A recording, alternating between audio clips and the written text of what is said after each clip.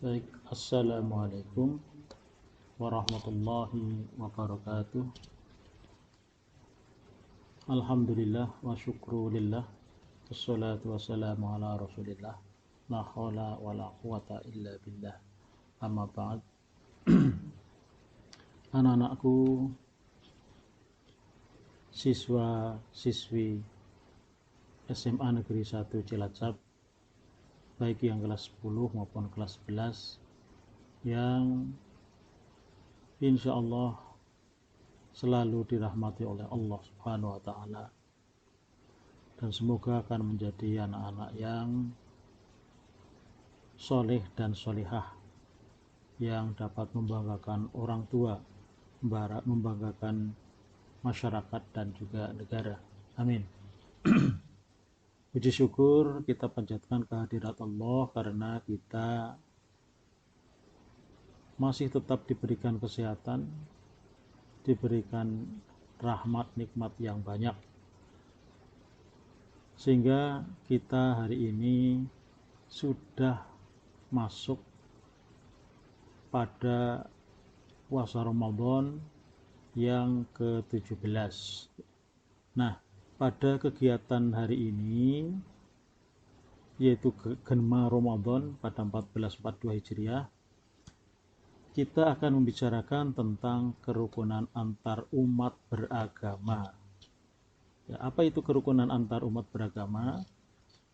Kerukunan antar umat beragama dari kata kerukunan, supaya rukun, akur, umat beragama yang mana semua umat beragama yang ada di Indonesia, baik Islam, Kristen, Katolik, Hindu maupun Buddha. Nah, khususnya kita sebagai umat Islam, maka kita punya kewajiban untuk menciptakan kerukunan, karena di Indonesia ini umat Islam adalah yang mayoritas, sekitar 80-90% adalah umat Islam di Indonesia, ya.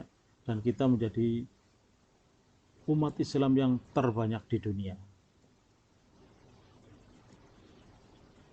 Kenapa kita kok harus menciptakan kerukunan? Kenapa kita kok harus saling menghargai, saling mengenal antara satu dengan yang lain? Allah di dalam Quran surat 49 ayat 13, yaitu surat Az-Zariyat ayat 13, menjelaskan bahwa manusia itu harus saling menghargai karena memiliki satu mbah, yaitu Adam dan Hawa. Saya bacakan saja. A'udzubillahi minasyaitonirrajim. Bismillahirrahmanirrahim.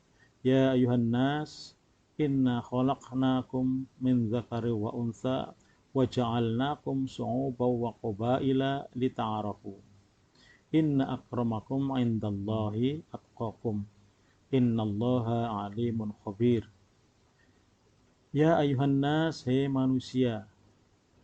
Jadi kalau manusia itu yang dipanggil bukan hanya umat Islam, ya, tetapi semua umat manusia. Inna khalaqnakum min dzakari wa untha. Sesungguhnya Allah menciptakan kalian semua, atau kita diciptakan semuanya, ya, min dzakarin, yang berasal dari seorang laki-laki, wa untha, dan seorang perempuan, wa ja'alnakum, dan dijadikan kalian, Allah menjadikan kamu sekalian, syu'ub, berbangsa-bangsa, wa qabaila, berkabilah-kabilah atau bersuku-suku. Tujuan utamanya apa? Li ta'arafu, supaya saling mengenal satu dengan yang lain. Inna akramakum indallahi atqakum. Sungguhnya orang yang paling mulia di antara kalian adalah orang yang paling bertakwa. Innallaha alimun khabir. Sesungguhnya Allah maha mengetahui lagi maha teliti. Nah, kita sejak awal merupakan orang yang oleh Allah, manusia yang oleh Allah itu dijadikan bersuku-suku dan berbangsa-bangsa. Nah, kalau kita lihat bagaimana di Indonesia, Indonesia itu negara yang luar biasa banyaknya baik suku, bangsa, budaya, bahasa dan sebagainya. Untuk bahasa saja lebih dari dalam catatan lembaga bahasa nasional lebih dari 650 bahasa. Suku lebih dari 1000 macam suku. Nah, kalau kita sebagai bangsa Indonesia, maka kita juga harus saling mengenal satu dengan yang lain. Intinya apa? Supaya kita bisa menciptakan kerukunan di antara kita. Kita tidak merasa yang paling hebat dan paling baik. Ya. Nah, sejak awal Indonesia ini sudah bersepakat untuk hidup bersama ya sebagai bangsa Indonesia yang isinya bineka, bermacam-macam, bersifat plural. Ya. Sehingga kalau kita lihat sejak lahirnya Indonesia sebagai negara merdeka memang sudah didasari dan didasarkan pada pluralisme sosial budaya masyarakat Indonesia. Yang kedua, hasil kesepakatan dari seluruh bangsa Indonesia pada tanggal 28 Oktober 1928 sebagai tonggak kesepakatan kita untuk menjadi bernegara dan hidup bersama dalam satu naungan pemerintahan dalam bingkai keanekaragaman. Sebelum ada Kongres Pemuda Bangsa Indonesia ini, pergerakannya terdiri dari berbagai macam. Ya, kalau kita lihat ada macam-macam organisasinya, baik yang atas nama agama, atas nama daerah dan sebagainya. Nah, setelah 28 kita bersepakat untuk menjadi satu. Setelah penutupan rapat pemuda atau sumpah pemuda yang kedua antara lain ada beberapa putusan. Di antaranya yang pertama mengikrarkan sumpah pemuda. Apa ikrar sumpah pemuda itu? Kami putra dan putri Indonesia mengaku bertumpah darah yang satu tanah Indonesia. Yang kedua, kami putra dan putri Indonesia mengaku berbangsa satu bangsa Indonesia. Dan yang ketiga, kami putra putri Indonesia menjunjung bahasa persatuan bahasa Indonesia. Nah, ini menunjukkan bahwa kita sejak awal sudah bersepakat untuk menjadi satu, sehingga kita harus menciptakan kerukunan karena sejak awal kita hidup dengan dasar persatuan. Yang kedua, pada penutupan rapat pemuda atau sumpah pemuda yang kedua ini adalah ditetapkannya lagu Indonesia Raya sebagai lagu kebangsaan. Sampai sekarang juga sudah ditetapkan ya pada pasal 36. Yang ketiga, ditetapkannya bendera merah putih sebagai bendera bahasa. Ya. Ini juga sudah ditetapkan di dalam konstitusi kita. Ya. Ada pasal 35. Kemudian penetapan organisasi Young Indonesia atau Nyong Indonesia sebagai organisasi pemuda di Indonesia. Kenapa? Karena dulu kita terdiri dari beraneka macam. Ya. Karena itu, maka kita harus memahami bahwa pluralisme Indonesia ini adalah sebuah realitas, sebuah keniscayaan, keharusan yang harus kita hormati bersama. Namun demikian, pluralisme Indonesia ini sudah disepakatkan untuk menjadi satu, sehingga perbedaan-perbedaan itu janganlah sampai justru malah membuat kita menjadi tidak akur, menjadi tidak rukun. Ya.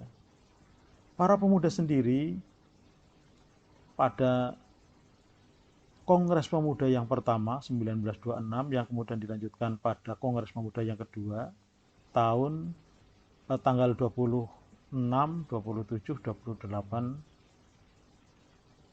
Oktober 1928 telah merelakan diri atau telah mengikhlaskan diri untuk melebur menjadi pemuda Indonesia, ya. Hasil kesepakatan melebur diri ini berasal dari berbagai pemuda yang pada waktu itu antara lain berlandaskan pada atas nama kedaerahan. Kita tahu ada pemuda Jawa atau Nyong Jawa, Nyong Sunda, Nyong Andalas, Nyong Batak, Nyong Minahasa, Nyong Bali, Nyong Celebes atau Sulawesi, Nyong Borneo, Kalimantan dan sebagainya. Nah, mereka keseluruhannya ini sudah bersedia untuk melebur diri menjadi satu Indonesia, yaitu Indonesia Muda atau Nyong Indonesia. Ini upaya kita untuk menyatukan langkah agar pada waktu itu ya, untuk bisa menjadi satu negara, yaitu Indonesia yang merdeka, yang memiliki satu tanah air, satu bangsa, satu bahasa. Nah, bagaimana kita sebagai umat beragama, sebagai umat Islam khususnya, di dalam Islam ini pada atau untuk menciptakan kerukunan di Indonesia, umat Islam juga punya konsep. Apa konsepnya? Yang pertama adalah persaudaraan sesama muslim atau ukhuwah Islamiyah, sesama umat Islam. Tanpa pandang bulu siapa, pokoknya yang penting umat Islam, tidak pandang bulu dari suku, dari terah, keturunan dan sebagainya ya. Kemudian yang kedua adalah ukhuwah watoniyah, persaudaraan yang didasarkan sebagai warga negara yang satu, yaitu warga negara Indonesia, NKRI. Kita menjadi warga negara Indonesia. Itu juga harus memiliki persaudaraan yang sama atau sikap bersaudara antara kita sebagai bangsa Indonesia. Yang ketiga adalah ukhuwah basyariah, sebagai manusia. Oleh karena itu, walaupun ada orang lain yang ada di Indonesia, ada WNA di Indonesia, kita tetap harus bisa menjaga ukhuwah atau persaudaraan sebagai manusia. Juga kita dengan negara lain juga harus tetap mendasarkan ini. Apalagi kalau kita sekarang ini sudah ada dasarnya, itu hak asasi manusia. Kita juga sudah punya dasar sila yang kedua khususnya, kemanusiaan yang adil dan beradab. Nah, oleh karena itu, kalau di lingkungan kita ada ini, maka ini harus kita jadikan sebagai dasar untuk menciptakan kerukunan, bukan menciptakan kerusuhan. Nah, di Indonesia sendiri, konsep kerukunan ada 3 macam juga. Yang pertama, kerukunan intern umat beragama. Ya, ini kalau kita lihat di sini ya, masing-masing agama ya, tapi kalau di sini ukhuwah Islamiyah ya sama umat Islam. Kalau di sini secara intern agama sesuai dengan agama masing-masing. Kalau kita sebagai Islam ya antara umat Islam satu dengan yang lain. Yang Kristen ya di internal Kristen, Katolik di internal Katolik, Hindu di internal Hindu, Buddha di internal Buddha juga. Yang kedua, antar umat beragama satu dengan yang lain. Umat Islam dengan Kristen, dengan Katolik, Hindu, Buddha dan sebagainya. Ini untuk menciptakan kerukunan beragama.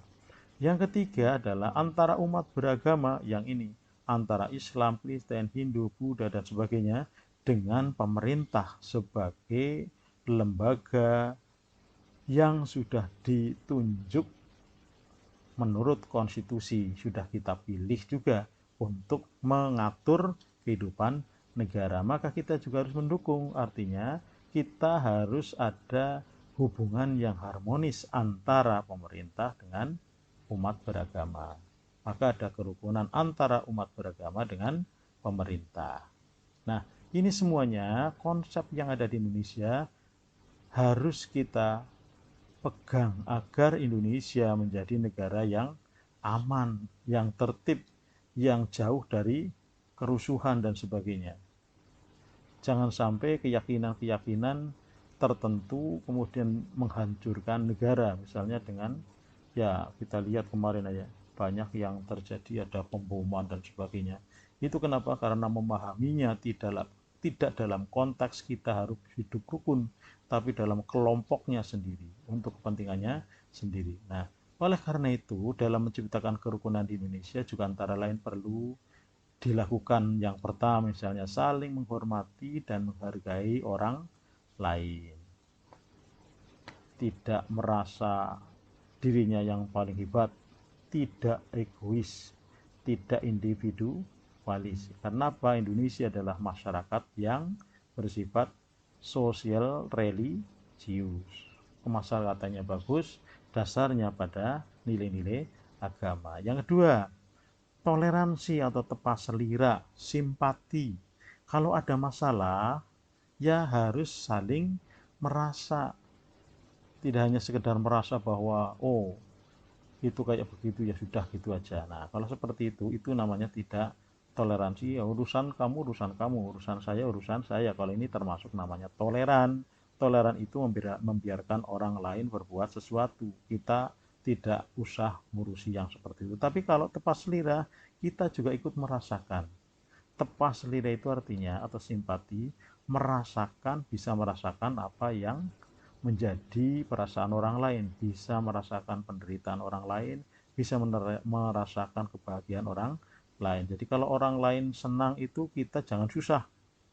Kalau orang lain susah kita jangan senang. Nah, kalau orang susah kita ikut simpati susah. Kalau senang ikut senang.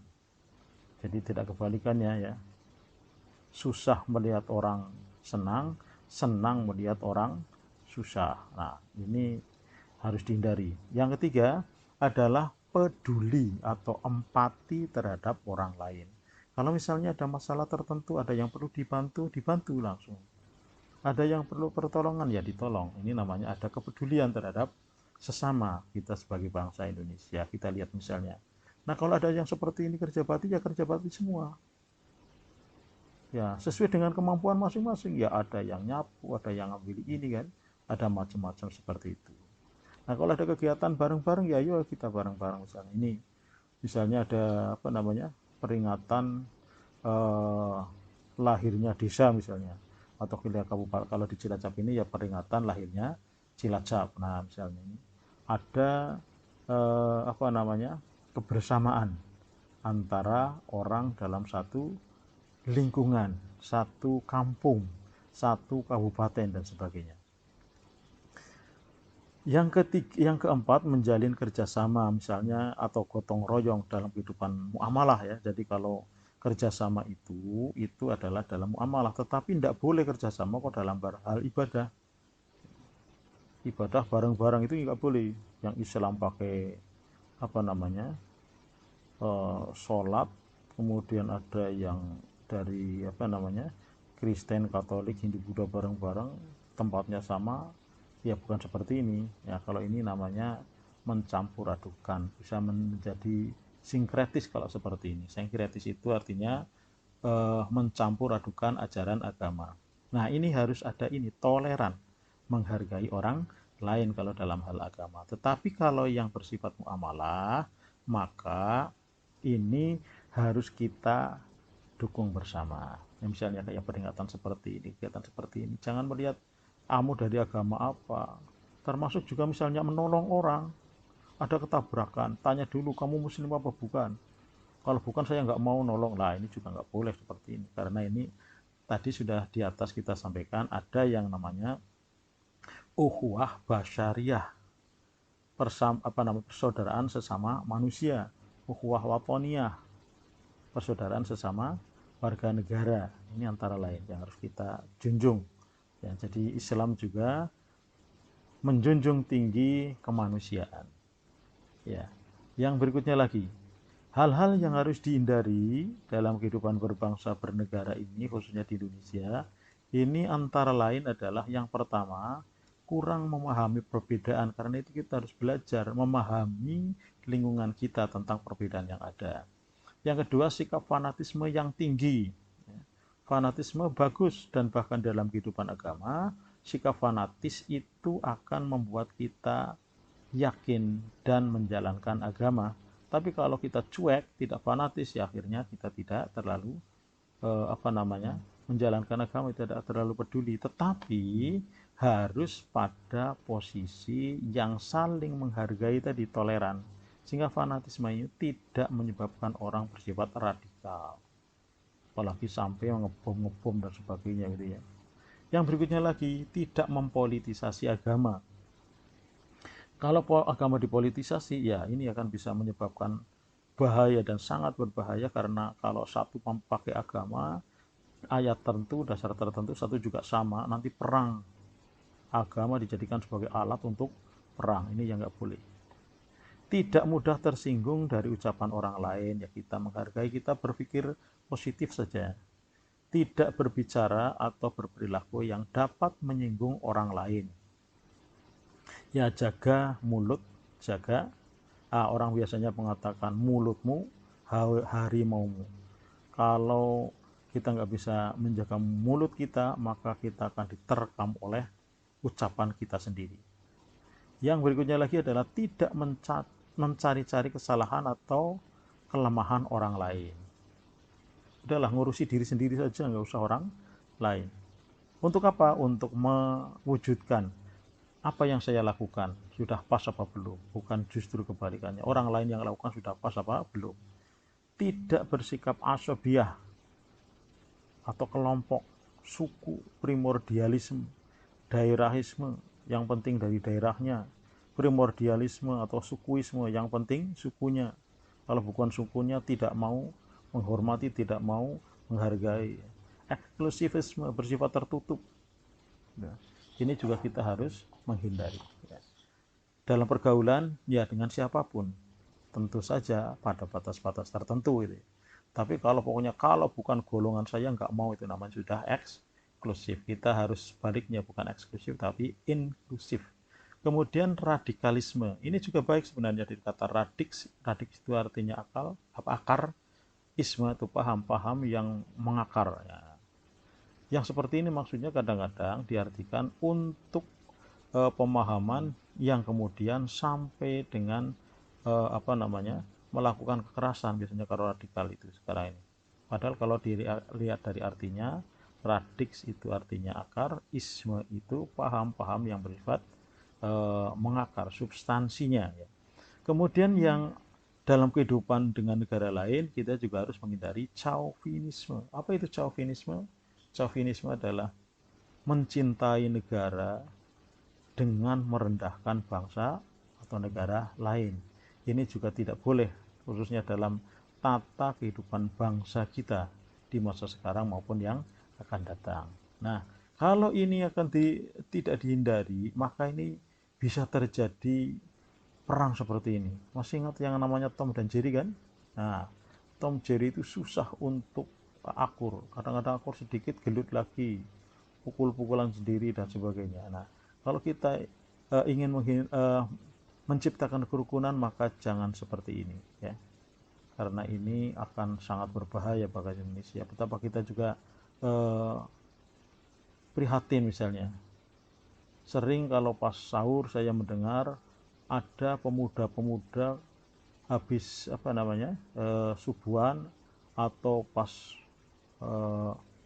menjelang sahur ya, atau menjelang maghrib malah pada ya perang sendiri, tarung sendiri antara sesama. Padahal itu salah satu di antara tujuan puasa adalah kita meningkatkan ketakwaan kepada Allah Subhanahu wa taala. Substansinya antara lain supaya kita meningkat keimanan dan ketakwaan kita.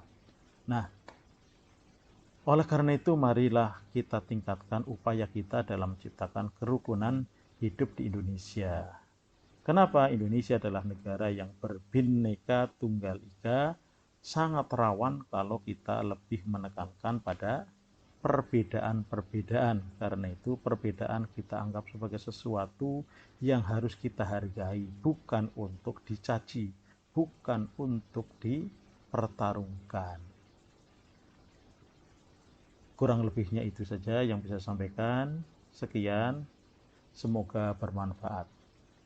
Saya ucapkan selamat menjalankan ibadah puasa. Semoga puasa kita menjadi berkah sesuai dengan tujuan. Puasa adalah la'allakum tattaqun, supaya kita menjadi lebih bertakwa. Demikian, Mohon maaf apabila ada kekurangan. Wallahul muwafiq ila aqwamit thoriq. Wassalamualaikum warahmatullahi wabarakatuh.